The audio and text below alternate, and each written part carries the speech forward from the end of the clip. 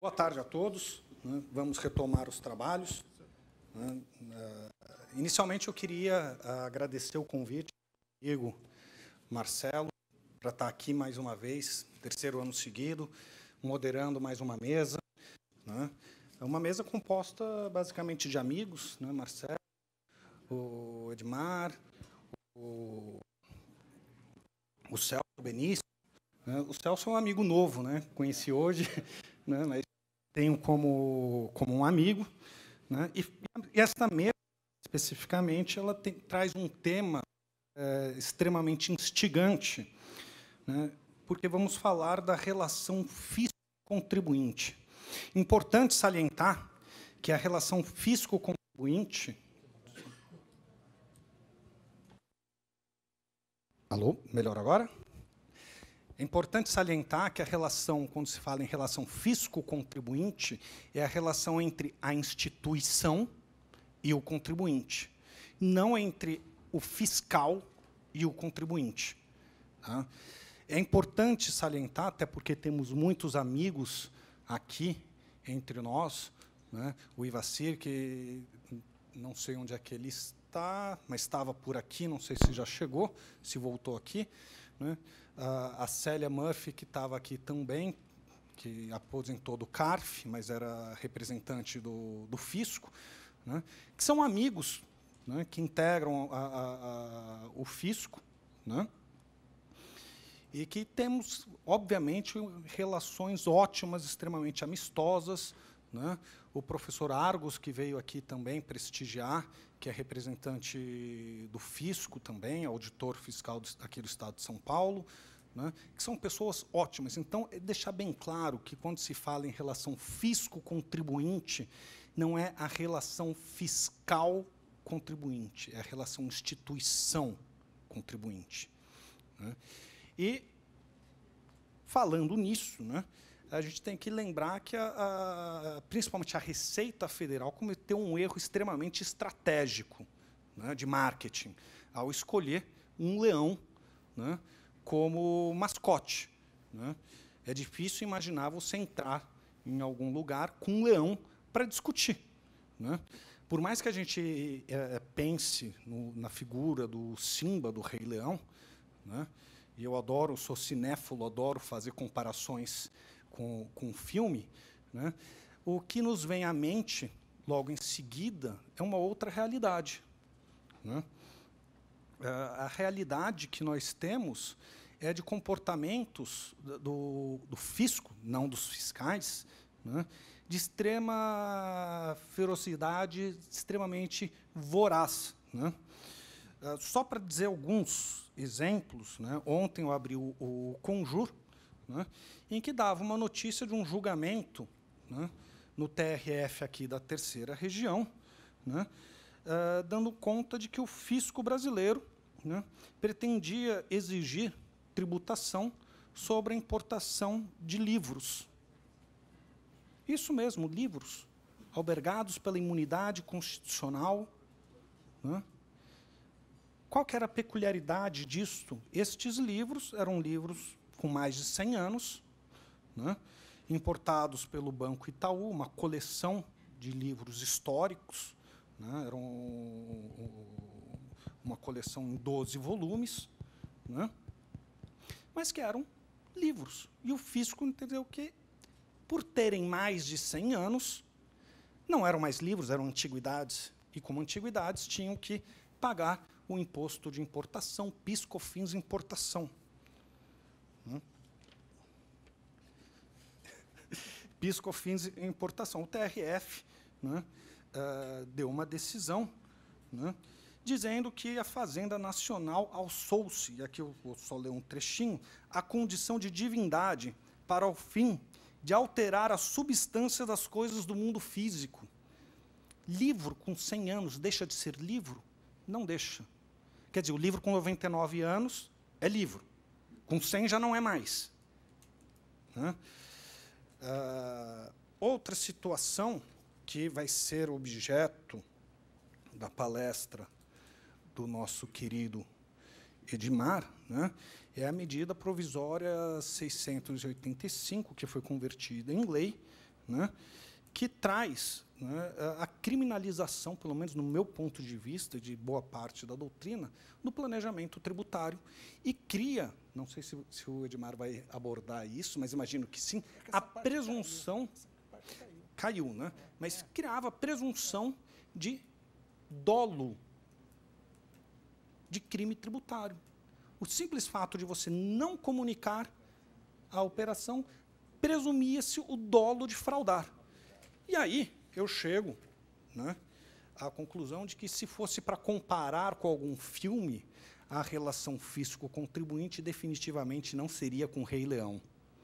Né? A comparação cinematográfica mais apropriada seria com o filme A Sombra e a Escuridão. Não sei se vocês viram, que, aliás, narra uma história verídica, né, da construção de uma ponte para uma estrada de ferro sobre o rio Tsavo, né, na região na África, agora a região não lembro, no Quênia, né? E lá, né, em razão do progresso que veio, né, obviamente deve ter tido problemas de caça, né, para esses leões, e 2 leões, especificamente, né, começaram a caçar seres humanos, a devorar. Né?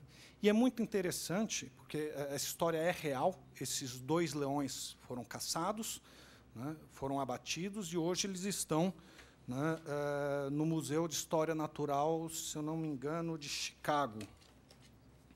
Deixa eu só confirmar aqui, de Chicago, estão lá no Museu de História Natural de Chicago, e esses leões mataram somente 140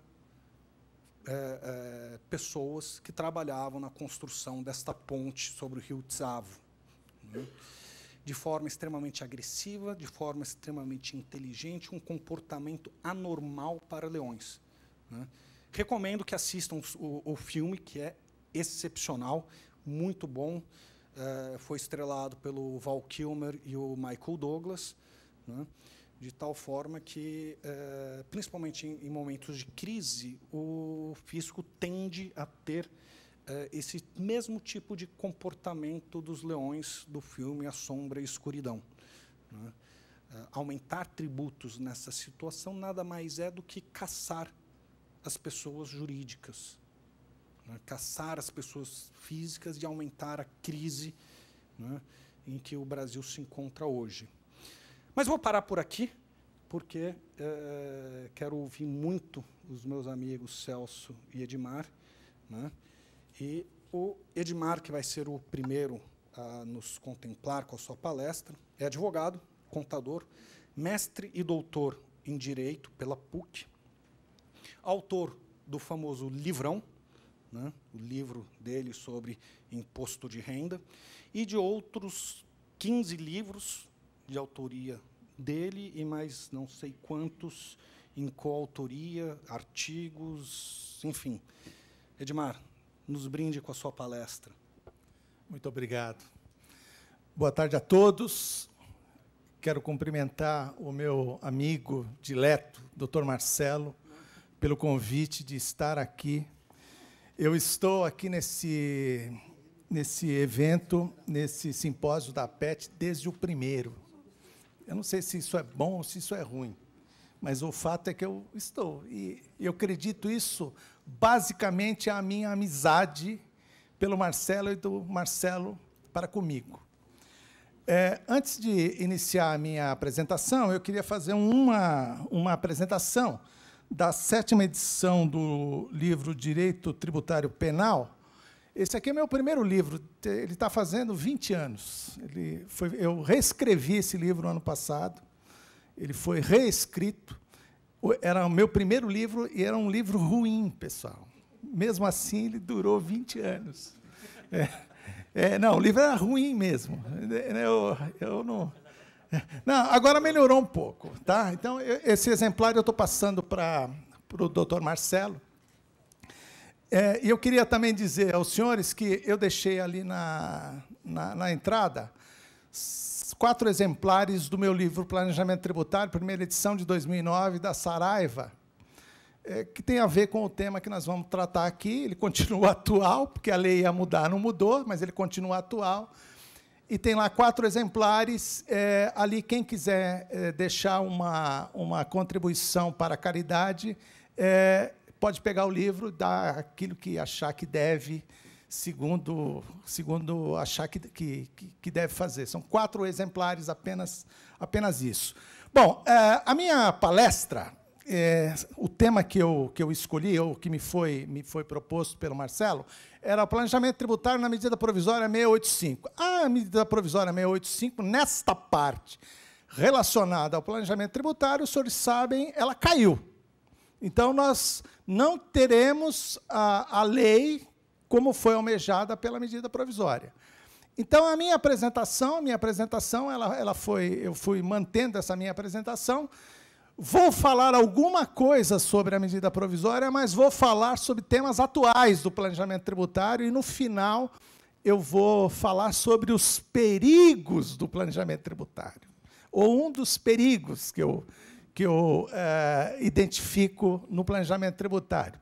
Isso para nós que somos consultores, auditores, contadores e outros que tais, né? Então, a minha palestra, então, ela vai ter 2 partes. Eu vou falar alguma coisa sobre a medida provisória 685, mas para dizer como está a situação do contribuinte hoje a partir disso, qual a tendência que eu vejo que vai acontecer com a legislação daqui para frente.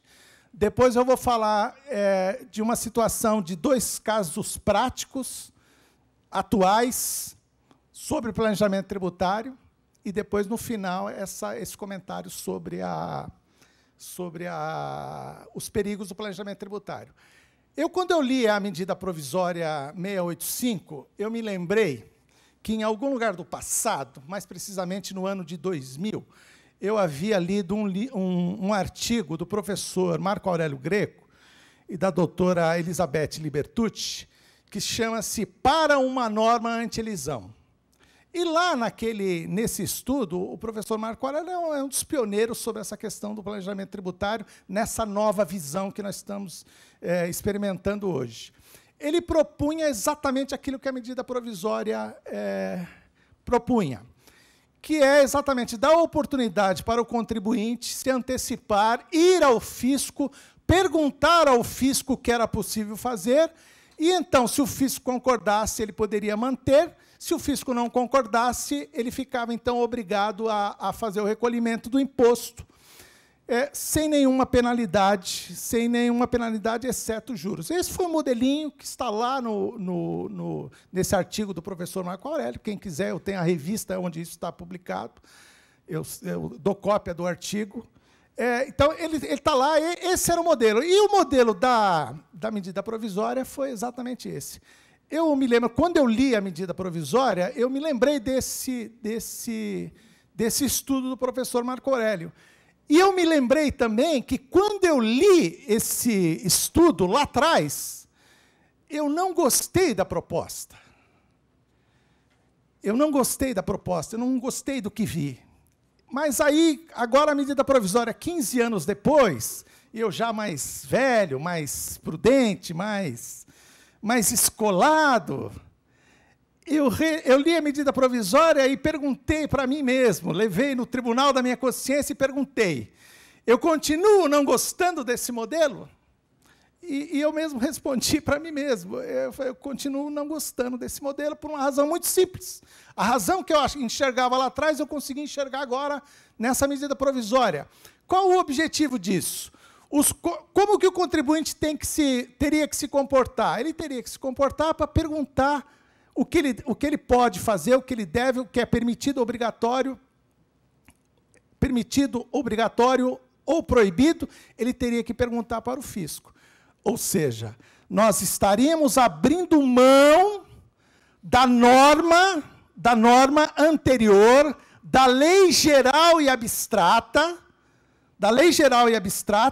para nos submetermos a um regime jurídico em que a última palavra era do fisco. E o fisco, então, ia dizer se pode ou não pode. Ou seja, nós abandonamos a lei, não fazemos questão da lei, mas se nós quisermos fazer alguma coisa, nós não vamos perguntar mais à lei, vamos perguntar ao fisco. Então, esse modelo para mim, eu nunca consegui encontrar mérito nele. Embora a exposição de motivos dissesse que o objetivo, a exposição de motivos da medida provisória dissesse que o objetivo era dar segurança jurídica. Essa segurança jurídica, eu reconheço, ela poderia ocorrer, isso não estava no projeto do Marco Aurélio, mas estava na medida provisória, naquela relação, naquele dispositivo em que dizia que o fisco determinaria quais são as operações que estariam proscritas. É o que nós chamamos de uma blacklist, uma lista negra do planejamento tributário. Evidentemente que aí nós teríamos também essa ideia de saber do planejamento tributário, saber, isso eu posso, isso eu não posso. Isso, de certo modo, reduziria essa minha implicação com esse abandono da lei, evidentemente, né? Mas isso suscitava na minha cabeça um outro problema. Mas se eu boto numa instrução normativa, por que eu não boto na lei? Eu teria que botar na lei, gente, porque aí fica... A lei é boa porque ela vale para mim e vale para o fisco. Ela vale para os dois. Ela limita a mim, mas também limita a ele. Então, eu não fico na mão. Essa é a questão. Mas, de qualquer maneira, eu entendo que essa lista, né, essa lista negra, ela seria uma espécie de um avanço. Além disso, tem a questão da oportunidade de uma medida provisória como essa. Eu acho que ela é um pouco diversionista. Por quê? Porque é evidente que nós precisamos de uma norma anti-elisão como a que a medida provisória propôs. É evidente isso. Só que nós não podemos aceitar que isso venha apenas da União. Essa matéria, pessoal, é uma matéria importante. Matéria para regular o artigo 116, parágrafo único do Código Tributário Nacional. Isso é matéria de norma geral de direito tributário. Isso deveria ser, por lei complementar, para quê? Para pegar estados, municípios e a União. Porque vejam os senhores que situação interessante. Eu agora teria que fazer duas conjecturas. Bom, você está falando de tributo estadual ou municipal, é uma coisa. Federal, nós temos a medida provisória 685. A bitola é outra. Ou seja, eu não consigo entender isso. Quer dizer, como que essas coisas são tratadas no Brasil, né? Esse desprezo pela segurança jurídica. E segurança jurídica, eu digo, ela tem duas mãos, vai para lá e vem para cá. Então, me parece que essa medida ela teria um único propósito, o propósito de dar poderes ao fisco federal, né? De saber, de ser consultado e de dizer, dar a última palavra, num ambiente, pessoal, num ambiente que nós conhecemos como é consultar o fisco. Eu não estou aqui criticando o fisco, não, mas como é criticar o fisco.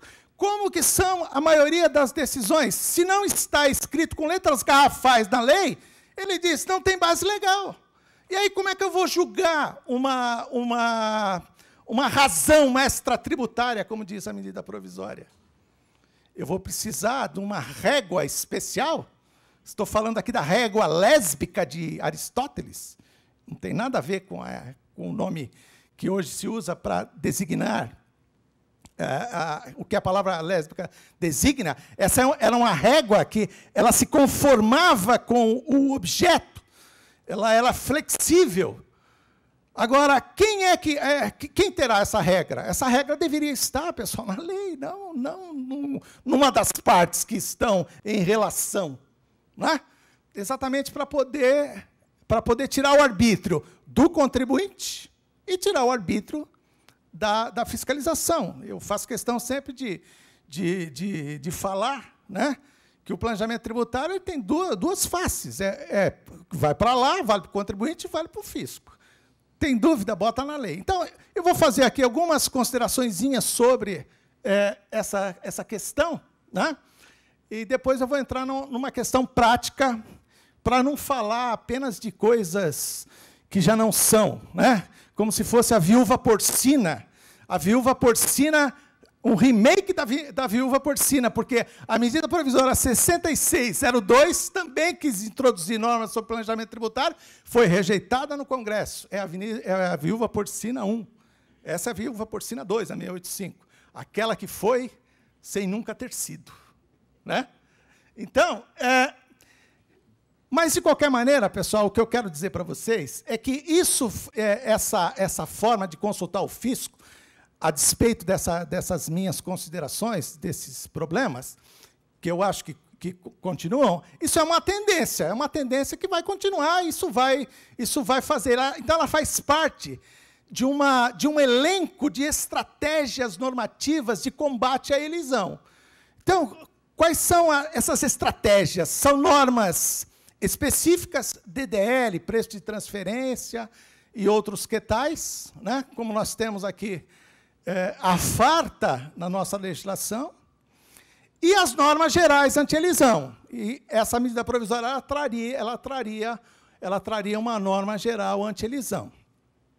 Então, o objetivo, a estratégia normativa, ela é uma tendência, os outros países estão usando esses expedientes, e alguns estão indo além, que é um passo que ainda nós não demos, e a medida provisória ainda não deu, mas que poderá acontecer no futuro, que é solicitar a colaboração de terceiros. Então, eu não só peço informação para o contribuinte, mas peço para terceiros, os advogados, os contadores, os auditores, que prestariam informações para o fisco.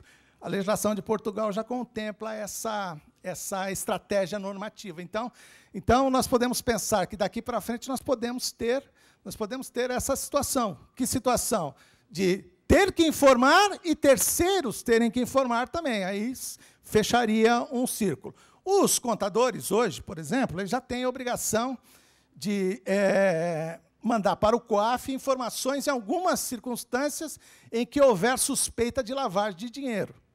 E os contadores, eles entendem bem isso aí, pessoal. Eles mandam tranquilo isso aí. Uma vez estive em Santa Catarina num seminário com um representante do COAF, e ele dizia exatamente isso. Não, os contadores colaboram, eles têm boa vontade, eles querem colaborar com isso. Os advogados, eu tenho certeza, que eles vão estrilar um pouco, né? Certamente, porque falam, não, mas veja bem, eu sou essencial à justiça, você não pode quebrar o sigilo. Então, né? Mas isso é uma tendência, pessoal. Isso talvez não é um assunto que a gente vai ter que enfrentar mais para frente. Mas essa, pelo menos, é a tendência, e é isso que eu queria dizer para vocês. Agora, essa ideia aí, pessoal, de perguntar para o fisco antes, me chama a atenção para um perigo do que aconteceu na Europa no chamado caso Luxemburgo Leaks. Alguém já ouviu falar nesse Luxemburgo Leaks? Vazamentos de Luxemburgo. O Luxemburgo aqui não é o Profechô, é aquele estado lá da Europa. Esse pessoal do Luxemburgo, eles criaram lá uma legislação de modo a atrair para o seu território empresas multinacionais, ao redor do globo todo, que tinham ali uma espécie de estabelecimento virtual, como existe em alguns municípios aqui, ao redor de São Paulo, de modo que eles imputavam as receitas obtidas em algumas operações a esse estabelecimento de Luxemburgo, e Luxemburgo, então, dava, em contrapartida, um benefício fiscal, uma espécie de uma depreciação acelerada ou algo parecido. Eu nunca compreendi bem onde é que está o pulo do gato aí, porque a minha mente contabilizadora ela não conseguiu achar a contrapartida desse negócio, ou era um efeito só no LALUR, eu não sei. O fato é que essas empresas, elas conseguiram, através de acordos secretos, obter esses benefícios fiscais. Esse negócio veio a lume com esse escândalo chamado Luxemburgo Leaks, o vazamento do Luxemburgo.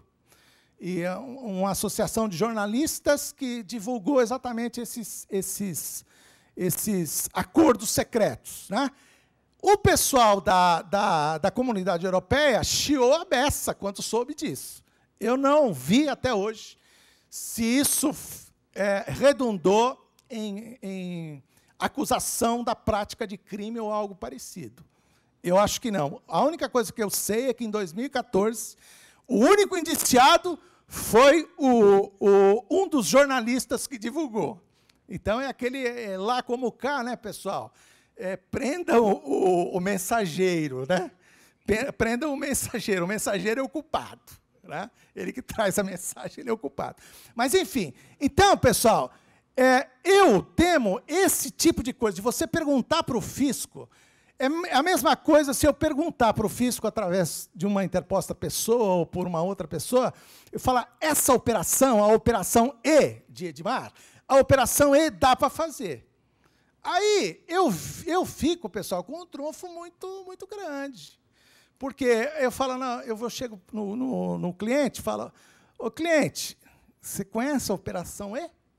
Está aqui, a operação E, o fisco já deu de acordo, dá para fazer. Quer fazer? Vamos fazer. Vocês entenderam? Vocês entenderam a questão que está em jogo aqui? Né? Esse tipo de acordo secreto? Então, e aí eu conversava com o Raul numa palestra que nós fomos na Fiesp, e eu diria o seguinte, ó, tá bom, quer divulgar a lista negra? Beleza, mas divulga a lista branca também. Do que pode, porque senão nós vamos ter esse perigo aqui do Luxemburgo Leaks. Eu não sei se eu sou muito... eu fico pensando, vendo o mal onde não existe, eu não sei, mas o problema é que eu não acredito nesse negócio, não. Então, eu falo do que eu acredito e no que eu não acredito. O texto da medida provisória, e aqui eu vou terminar minha exposição dessa parte aqui, ele cria algumas situações interessantíssimas, pessoal. Ele fala lá, por exemplo, se houver, né? Supressão, redução e diferimento de tributo de atos ou negócios jurídicos praticados não possuírem razões extratributárias relevantes. Essa questão do extratributária, eu já vou botar aqui para frente, né? Com extratributárias relevantes, e o que ele quis dizer aí, pessoal? Ele quis resgatar a ideia do propósito negocial que estava lá na medida provisória 66 de 2002, que é um problema. Só que esse dispositivo vai além, ele ia além, e o próximo que vier vai vir por aí.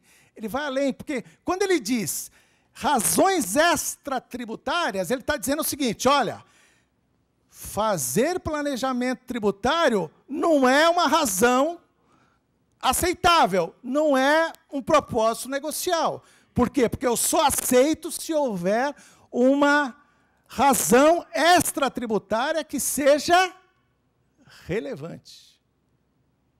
E aí a gente precisaria da régua lésbica, para dizer o que é relevante. Eu me lembro nesse livro do planejamento tributário, há uma passagem do professor Marcelo Huck que ele fala, não, o planejamento tributário é um negócio essencial. As empresas,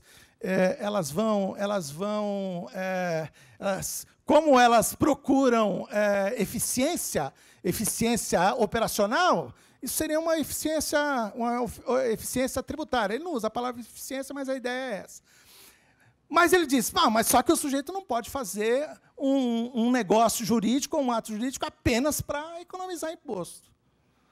Aí o Edmar, muito cara de pau, ele transcreve essa lição e pergunta, não, veja bem, eu não estou entendendo. Ele acabou de dizer que isso é um negócio essencial, que eu estou buscando uma eficiência. E não posso fazer, quer dizer, não posso buscar a eficiência, então nós estaremos negando, uma coisa nega a outra. Com essa medida provisória, nós teríamos a resposta, falar, Edmar, a partir de agora, fazer negócio só para economizar tributo não é um propósito negocial aceitável. Foi isso que a medida provisória quis dizer na minha modesta avaliação. Então, ele vai além do propósito negocial, ele abandonou a ideia do propósito negocial sem dizê-lo. Né? Então, se eu disser, não, mas tem propósito negocial, Ele fala, não, tá bom, propósito negocial tem, mas é razão extratributária relevante? E o fisco que vai dizer isso, pessoal. É complicado. Abuso de forma. Ele fala também do abuso de forma, o uso de forma não usual. Eu transcrevo ali, pessoal, uma parte do meu livro, que eu escrevi sobre esse negócio de abuso de forma. Para mim, esse negócio de abuso de forma, o que está por trás disso? É a escolha que o sujeito fez. É a escolha. Ele escolheu o caminho A, escolheu o caminho B. Eu falo, não, esse caminho A, você vai por uma estrada que ninguém conhece. É uma estrada que ninguém conhece. Essa estrada é inusual, cara. Você não pode ir por aí, porque todo mundo vai por aqui. Por que você vai por aí? Vai por aqui. Eu falo, não, mas ali é mais barato. Vocês entenderam? Então, para mim, o abuso de forma é exatamente isso, pessoal. É a escolha. Esse assunto continua agora. Ele continua na discussão. O que é o tal do abuso de forma? Negócio indireto. Negócio direto é a mesmíssima coisa. A única questão que eu sempre coloco, e está lá no meu livro sobre isso, quem quiser fazer uma contribuição e levar um exemplar que não conheça, eu digo lá o seguinte, olha, esse negócio jurídico indireto, porque ele diz o seguinte, ó, se você fizer planejamento tributário usando negócio indireto, é não aceitável. Eu digo, não, espera lá, mas negócio jurídico indireto, você tem que me dizer qual é o direto. Porque você está dizendo que eu não posso ir por aquela estrada, mas eu tenho que ir por essa estrada aqui? Eu tenho que ir? Ainda que aquela estrada não seja muito conhecida, seja inusual. Você vê como as coisas se entrelaçam, né? Eu diria que não tem lugar no direito tributário nas hipóteses em que não houver uma norma proibitiva do resultado equivalente. O que a lei veio trazer foi exatamente essa norma, né, permitindo a tributação com base no resultado equivalente. E ela disse lá, com base nisso. Ou seja, o negócio não é fácil, não. Desnaturar contrato típico. Se você fizer um planejamento tributário de modo e o fizer por intermédio do desnaturamento de eu não sei nem se essa palavra existe, mas em tempos de internet a nossa liberdade ela se exacerba, porque nós podemos falar, criar nomes, né? Desnaturamento do contrato típico, isso também, se você fizer planejamento tributário por isso, você estaria na proscrição, você estaria no terreno do proibido, né? Aí, o Edmar ele escreve lá, olha, veja bem, quando você fala de negócio típico, você está dizendo o seguinte, olha, eu aceito a ideia de tipicidade negocial,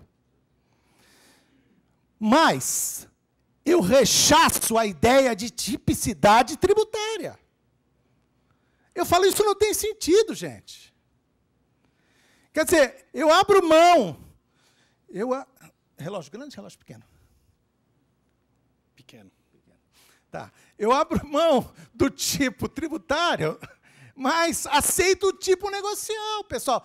E o tipo negocial, ele advém de uma esfera jurídica em que as relações do direito privado, elas são pautadas pela autonomia da vontade, e que você pode combinar negócio, pegar um pedaço da compra e venda, colocar uma cláusula de permuta e fazer uma cessão de crédito, uma emissão de um título de crédito. Você tem várias combinações, e todas são válidas, e para o fisco agora isso não é mais válido. Então, essas são as implicações. Agora eu vou entrar na questão prática do planejamento tributário, saindo da medida provisória 685.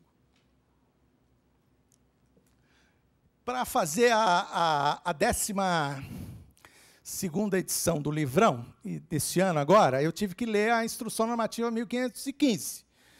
E eu, lá no artigo 110, eu acho isso aí, ó. Os reflexos tributários decorrentes das obrigações contratuais em operação de combinação de negócios subordinados a evento futuro incerto inclusive nas operações que envolvam contraprestações contingentes, devem ser reconhecidos na apuração do lucro real nos termos do 1 e 2 do 117. Ele está regulando aí, pessoal, algumas questões relacionadas aos efeitos tributários de negócios sob condição. Isso aí está lá no Código Tributário Nacional. Quando eu vi isso, eu falei, não, mas por que isso aqui está aqui? Aí eu comecei a ficar assim, por que isso aqui está aqui?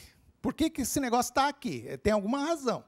E aí eu fui procurar. E eu achei 2 exemplos que eu posso falar para vocês de operações de reorganização societária que deram problemas por questões relacionadas à condição de negócio jurídico.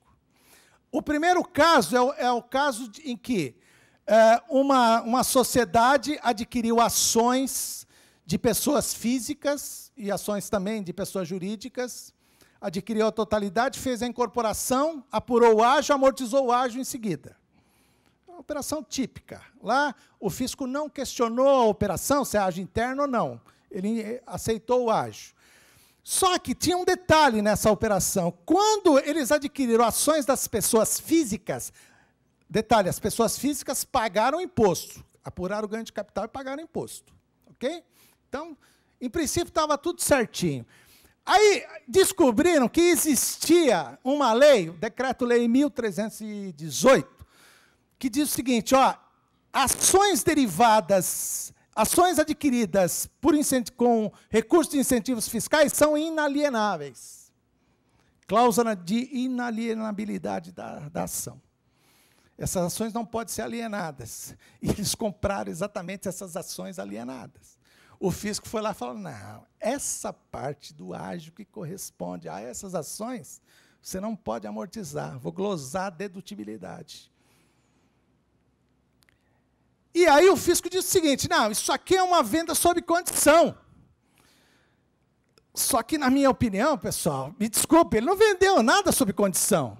Ele vendeu uma ação que não podia ter vendido, que é diferente da condição.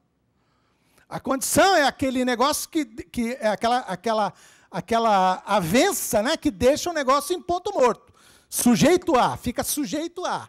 Nesse caso aqui, não havia o sujeito a, pelo menos na minha avaliação. Isso, para mim, era uma questão de validade, não de eficácia do negócio jurídico, que é diferente. Validade é uma coisa, eu posso ou não posso. Eficácia, eu posso, mas ele tem efeitos a partir de tanto. E o fisco glosou. Me parece que esse caso era um caso de eficácia. E aí, na eficácia, você olha para o artigo 118 do Código Tributário Nacional e diz o seguinte, olha, não interessa a eficácia dos atos. Se fez, paga imposto, então produz todos os efeitos. A autuação fugiu disso, o CARF aceitou isso, então, de modo que a lição que fica aqui, pessoal, é que você quer fazer planejamento tributário, presta atenção nesse tipo de coisa. Então, veja, a operação aparentemente boa, que ela foi contaminada por um dispositivo desse. Questão da suspensão. Isso está lá no código, mas nem todo mundo lembra disso. Ou lembra e faz de conta que não lembra também, né? Porque, no caso aí, era uma empresa grande, eu tenho certeza que esse pessoal, eles assumiram o risco de produzir o resultado. Né? O segundo exemplo, pessoal, vem também de uma operação de reorganização societária. O que aconteceu? Uma sociedade, uma instituição financeira que paga imposto da alíquota de 40%, imposto de renda e contribuição social, ela ia receber ações de uma companhia aberta, da Bolsa de Valores. E aí eles pensaram, os sócios pensaram, não, eu não vou precisar dessas ações, quero vender. Só que se eu vender na pessoa jurídica, eu vou pagar um ganho de capital de 40. Ele falou, não, então vou tirar essas ações do meu ativo, vou colocar na mão da pessoa física, e a pessoa física vai vender, vai apurar o ganho de capital de 15%. A lei mudou, né? Mas na época era 15%. Então, era um planejamento tributário clássico. Eu desloco o fato-tirador. Eu tiro o fato-tirador daqui, quer dizer, tiro a receita desse lugar e aloco nesse lugar para sujeitá-lo a uma tributação mais amena. Só que aí, pessoal, eles fizeram via redução do capital. Para quê? Para não dar distribuição disfarçada de lucros. Para usar o artigo 24 da 9249, que você pode fazer pelo valor contábil. Aí tem que ser via redução de capital. Só que aí, a redução do capital, de acordo, isso era uma limitada, está sujeita àquele prazo da graça de 90 dias. Redução de capital, ela só se torna eficaz depois de 90 dias. E aí, então, o que eles fizeram? Eles fizeram a operação, transferiram para a pessoa física, e a pessoa física deu poderes para a pessoa jurídica, que era a antiga dona, para representá-la no recebimento das ações decorrente da incorporação lá da Bolsa de Valores, o caso eram ações da Bolsa de Valores, e depois vender. O fisco foi lá e falou, não, essas ações foram vendidas enquanto elas pertenciam à pessoa jurídica. Eu quero meu ganho de capital aqui. Eu quero meu ganho de capital de 40%, não é de 15%. Falta 25%, você precisa completar isso. Esse caso aí, pessoal, é o caso clássico do efeito da eficácia da redução de capital. Essa redução de capital, isso é uma questão da lei. Isso é a lei que diz que você tem que esperar esse prazo de 90 dias. Agora, a pergunta que se faz é, passados 90 dias, eu faço um negócio. Essa operação, ela vale a partir do prazo final de 90 dias, ou eu posso fazer essa operação e esperar os 90 dias, e quando se cumprirem os 90 dias, essa condição, ela está cumprida, e a pergunta é, qual é o efeito dessa condição? O efeito é retroativo ou o efeito é daqui para frente, depois dos 90 dias?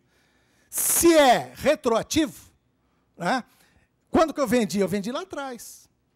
Então, eu teria o direito de dizer que, na verdade, as ações já estavam vendidas. Então, houve o cumprimento da condição, mas esse implemento da condição não prejudicaria a eficácia inicial do negócio lá atrás, antes dos 90 dias. O fisco pegou, esse assunto ainda, que eu saiba, não foi julgado. Há um parecer do professor Ives numa revista da APET sobre esse assunto. Na minha avaliação, eu acho que os 90 dias... aliás, eu não acho nada. Eu botei lá no livrão, eu abri um tópico só para tratar disso, né? E ainda não concluí, para dizer, olha, eu concordo com isso ou não concordo. No primeiro, eu já digo que não era bem assim, o caminho era outro, mas, enfim. Para dizer se o efeito dessa aprovação na junta comercial, ela retroage ou não.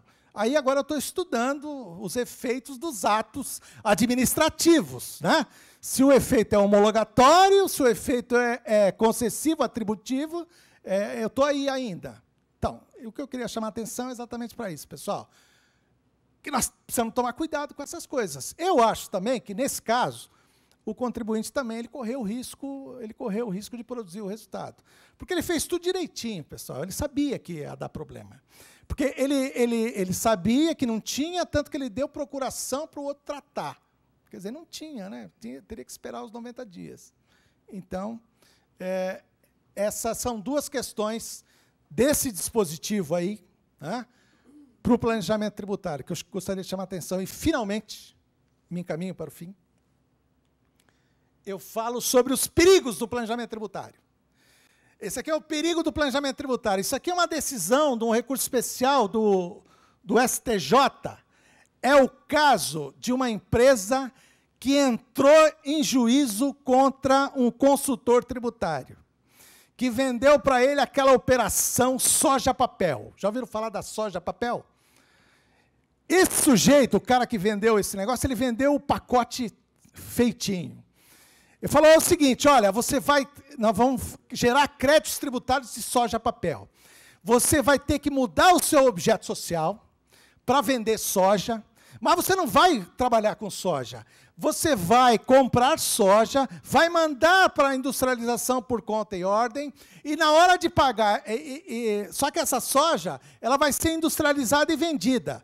Então, na hora de pagar por esse serviço de industrialização, eu estou igual o Roberto está falando, estou no pique. No pique. Então, para concluir, pessoal, para concluir, 30 segundos. Hoje não vai ter nem a palavra da salvação. Tá?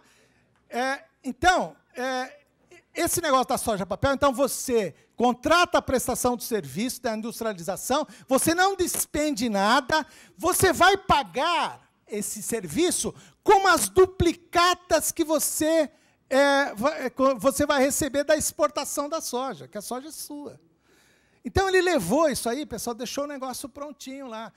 E a empresa, o negócio deu problema, evidentemente, né, foi autuado, e ele entrou na justiça, então, cobrando do consultor, né, cobrando o valor dos autos de infração que sofreu, o valor dos honorários que ela pagou, e mais uma indenização, a indenização de danos morais de 10 milhões de reais.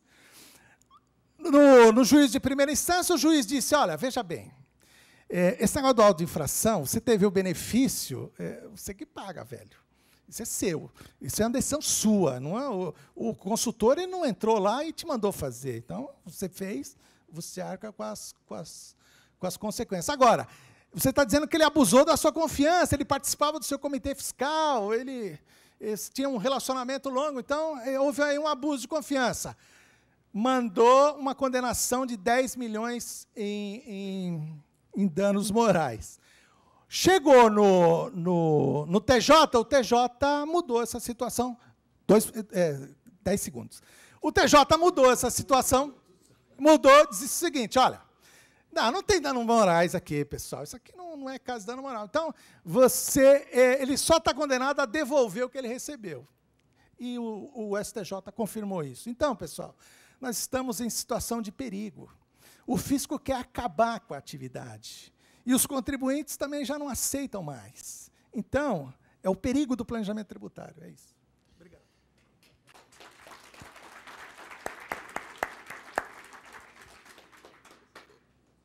Obrigado, Edmar. Como sempre, brilhante a palestra. Tá?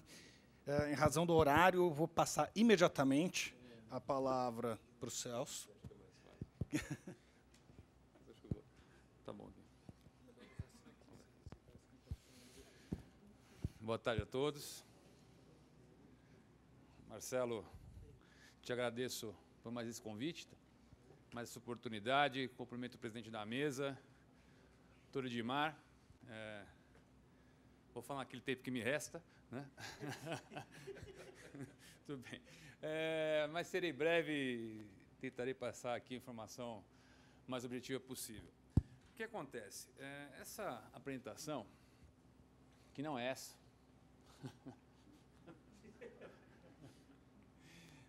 deve ser de uma... exatamente. Sanções ao contribuinte inadimplente, a portaria 1265.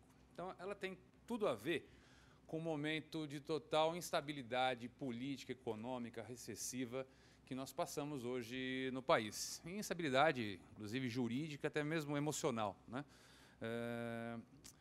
O que ocorre? Numa recessão, obviamente, que as riquezas são geradas em menor quantidade e o fisco também sente na arrecadação. O volume de negócios que geram receita está diminuindo. Ontem eu estava conversando com o Oswaldo, lá da CAT, e ele estava dizendo que a arrecadação de semestre de São Paulo, né, reduziu nominalmente, sem contar a inflação, nominalmente 10% de um ano para o outro, comparado com novembro do ano passado com novembro desse ano.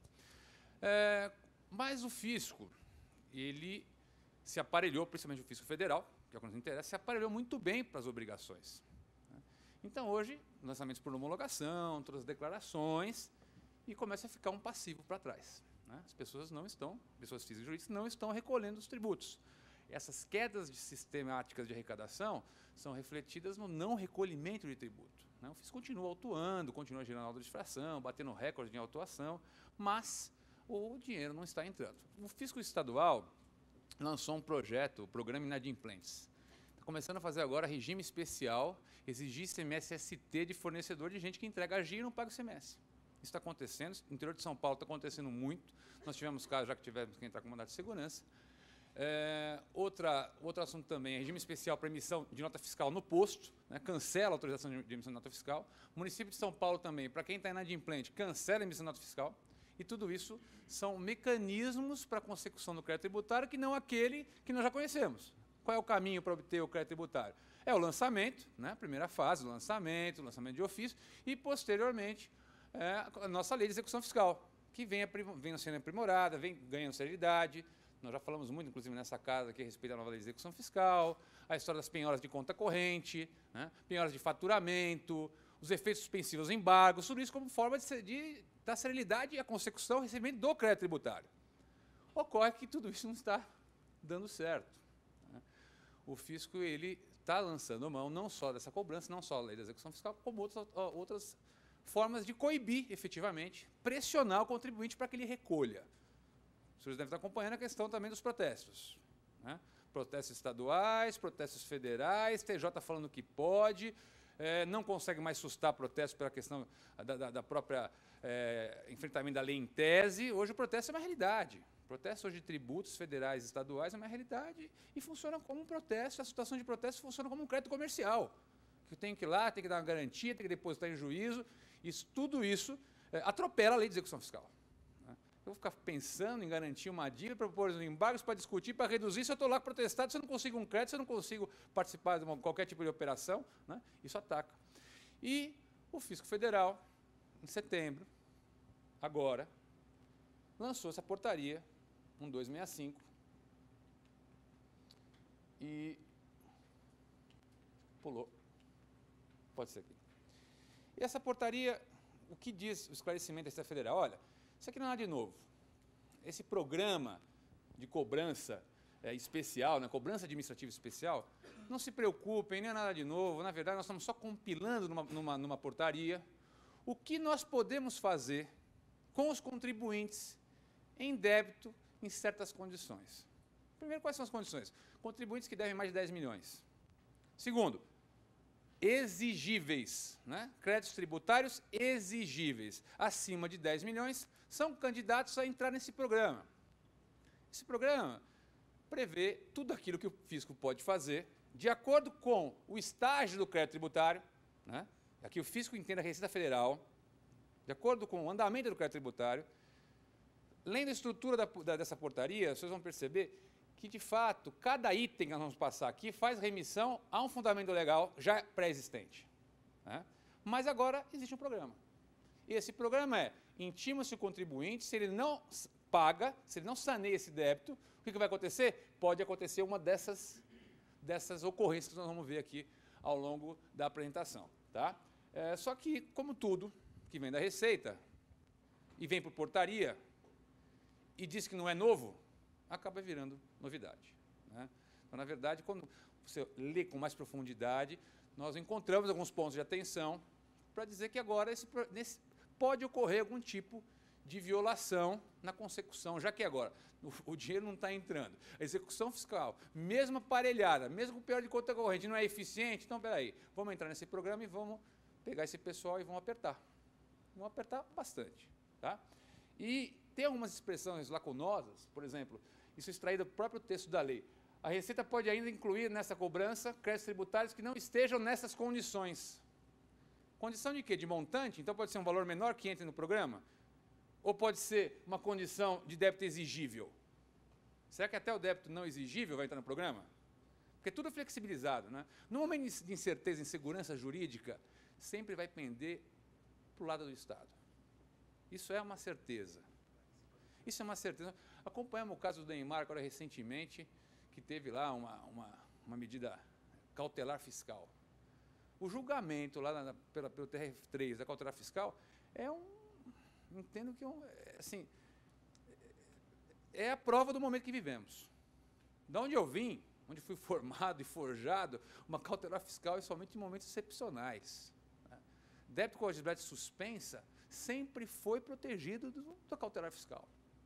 Lá agora, exibilidade suspensa Não necessariamente. Você pode estar lá com o manto de uma liminar, suspendendo a exigibilidade, pode estar com o manto de uma defesa administrativa, mesmo assim, ser candidato a um cautelar fiscal. Né? Antes, a cautelar fiscal incidia só sobre bens ativo permanente. Hoje, qualquer bem. Cautelar fiscal incidia sobre contribuinte. Hoje, pode ser por um grupo de contribuintes, sucessores, solidários. Essa história de solidariedade aqui, quando esse termo solidário para cobrança de tributos, isso é uma atenção absoluta.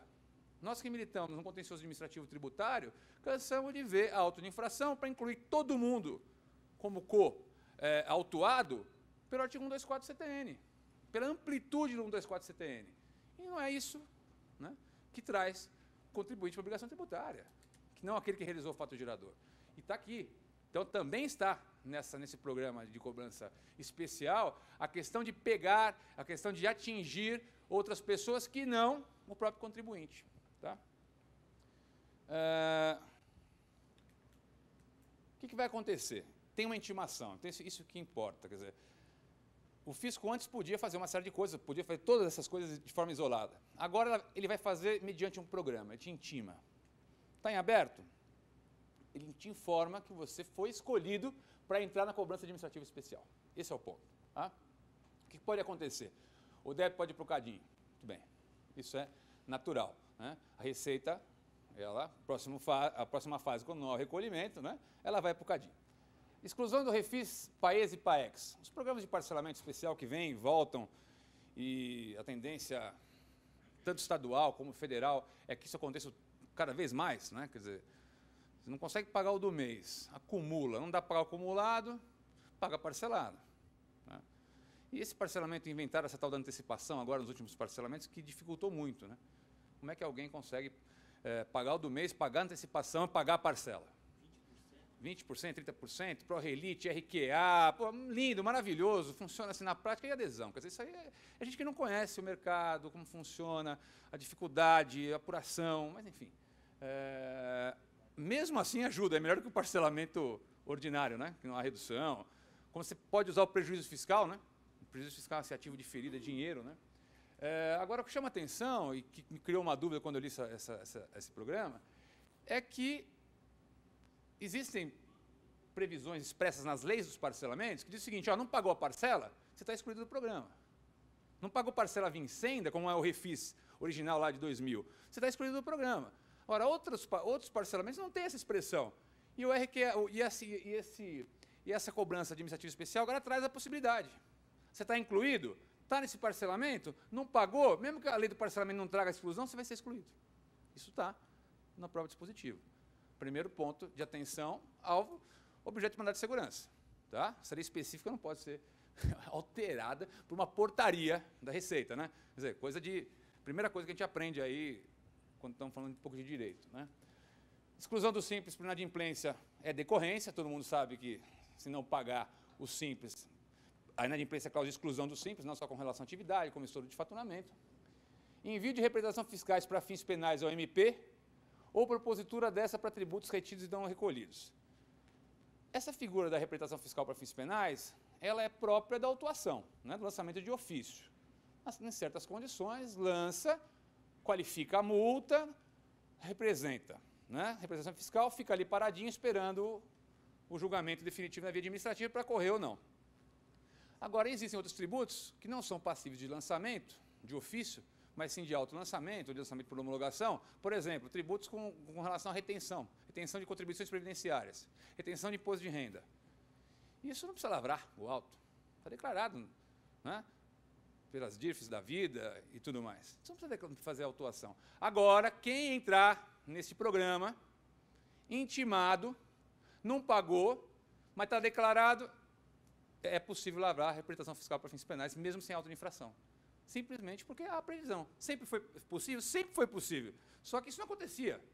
Acontecia com um grande contribuinte, devedor contumaz, que brigou localmente com a Receita. Agora, não de forma sistêmica, é isso que eles querem fazer. Né? Estão fazendo de forma sistêmica esse aperto. Tá?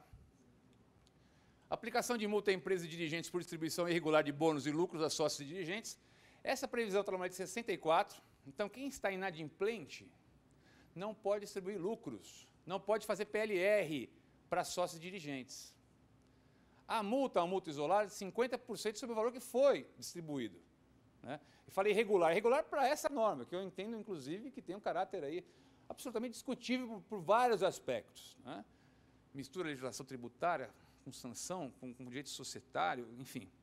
Mas, hoje, quem estiver nesse programa e distribuiu o lucro para o seu sócio, ou pagou um PLR e está com débito declarado não pago, ou débito que está exigível, também sofrerá uma multa isolada de 50%. Né? Mais um aperto, inclusive, acho que mais danoso até do que a própria execução fiscal. Arrolamento de bens, também conhecido dos senhores, acontece, creio eu, continua acontecendo no âmbito do lançamento de ofício. Auto de infração, aquelas condições do arrolamento, percentual do faturamento, o percentual do débito, e tem um arrolamento. Espero que não venha um outro arrolamento simplesmente no âmbito do programa, sem o auto de infração. Mas há condição nesse sentido. Representação aos órgãos de registro de bens móveis, ao DAC, ao DETRAN, para alienações ou operações superiores a R$48 mil. Esse 48 mil está picado porque ele é indexado por salários mínimos. Então, quem entrar nesse programa, automaticamente, esses órgãos aqui, né, serão oficiados pela Receita, e aí começa a nossa preocupação, a Receita oficiando em atos fora da sua usual competência, dizendo o seguinte, olha, esse cara aqui me deve, e se ele vender alguma coisa próxima de R$50 mil, você pode não fazer a transferência, tá? É isso. Então, isso também acho que é um ato muito invasivo. Comunicação a agências reguladoras para revogar a autorização para exercer atividades, concessões e permissões. Quem tem concessão, quem tem permissão, sempre foi alvo, né, e candidato numa inadimplência tributária de perder as concessões. Né? Está em lei especial. Isso, vendo essa portaria, 1265, cada item desse reporta ao conjunto de normas ou à norma que diz respeito a essa previsão. Representação a bancos públicos para fim de não liberação de crédito. Isso, para mim, essa palavra representação causa preocupação, porque nós sempre soubemos que quem tem dívida tributária, quem não tem regularidade fiscal, quem não tem uma certidão, não consegue, exceto algumas pessoas aí, recentemente, frequente noticiário, né, policial, conseguiram, mesmo com pedido de falência, conseguiram levantar dinheiro de banco público. Mas a regra, para nós mortais, é banco público, você não tem uma CND, você não levanta crédito nenhum. Tá certo? Regularidade fiscal, CND, 6 meses. Certidão positiva, governo negativo. Agora o fisco faz o seguinte, você pode estar sob o manto da certidão, está vigorando a certidão, e vai uma representação, porque é isso que fala a IN, a portaria representa que você tem um débito, você não pode liberar o dinheiro. E, usualmente, não havia uma representação, havia uma checagem do banco em relação à regularidade fiscal. Isso também preocupa bastante. Outra vez, representação para órgãos de administração pública federal direta para fins de rescisão de contrato celebrado com o poder público. A Lei 8666. Sempre houve possibilidade. Agora, a Receita nunca representou. Quem cuidava disso era o órgão contratante. A Receita não vinha intervir. Contribuintes que estão nesse programa foram intimados e não pagaram, em contrato com o poder público, receberão essa intimação. Receberão, ou seja, imagina a Receita formando o órgão contratante. Certamente será cancelado o contrato. Né? É um problemão. Isso é um problema novo, como já não tivéssemos tantos problemas. Né? Aquele discurso inicial que fiz aqui, dizendo que nada mudou, que vamos só compilar as normas, não me parece, na hora que vem um ato, né, um comando positivo de representação da própria Receita. Né? Isso é novidade. Vai cancelar despacho aduaneiro, vai cancelar esse programa de certificação do operador econômico, tudo previsto em lei.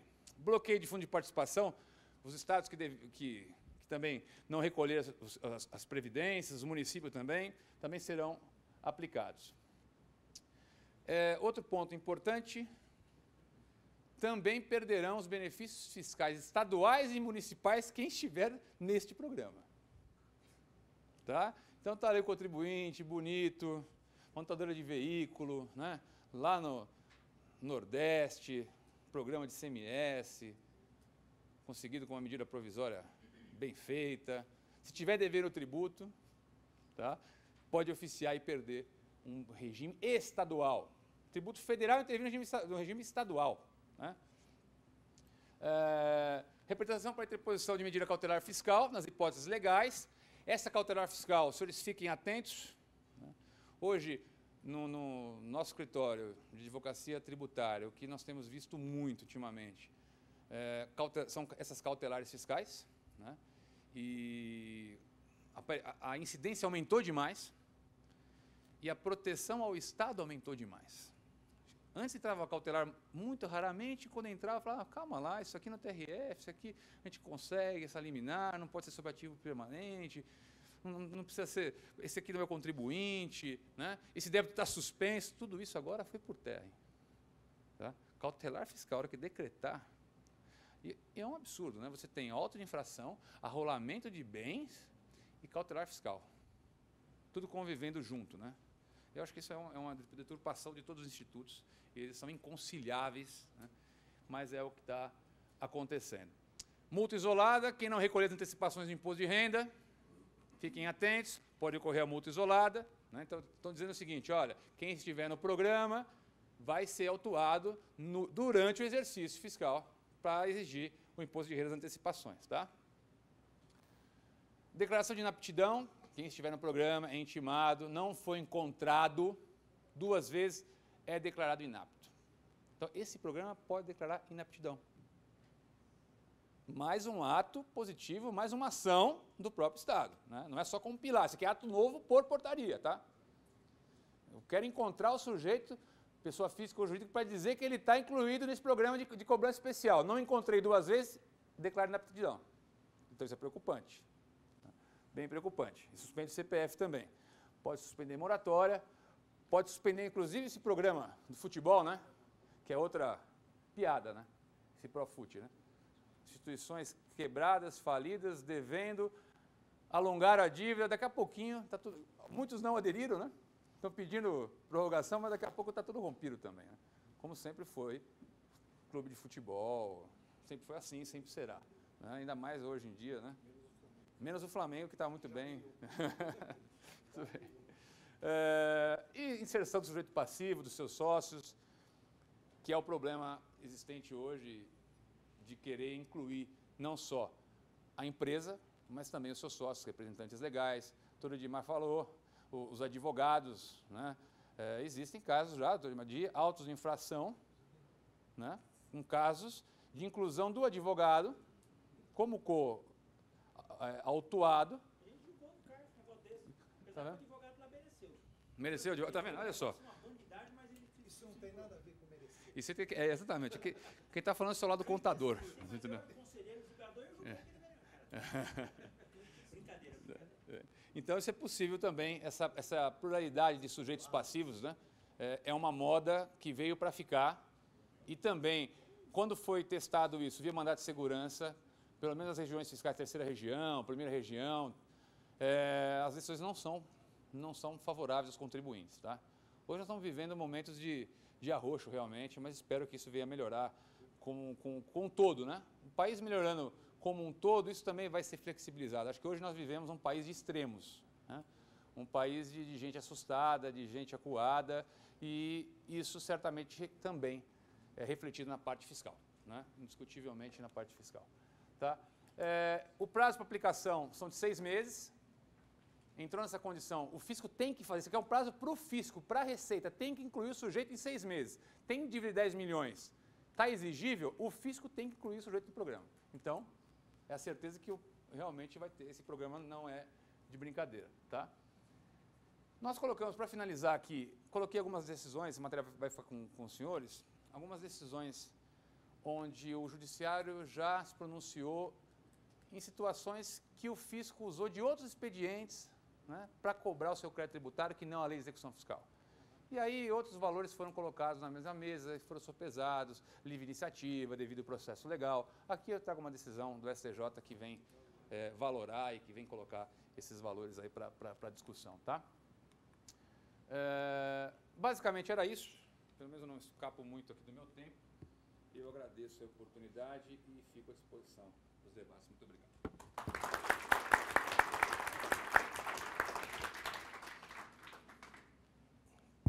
Bom, antes de encerrar, eu tenho dois recados para dar. O primeiro, e mais importante, nós teremos um coquetel para lançamento de livros, agora, aqui no saguão. E o segundo, né, só para não deixar o meu amigo Edmar frustrado, com a falta da palavra da salvação, citar aqui Provérbios 29, 4, né, que eu acho que se aplica perfeitamente à situação, que diz, só para deixar ele feliz, né, quando o governo é justo, o país tem segurança, mas quando o governo cobra impostos demais, a nação acaba em desgraça. Alguém quer fazer alguma pergunta? Não? Então dou por encerrada essa sessão, esse dia, e convido a todos para o nosso coquetel de confraternização e lançamento dos livros da MP Editora.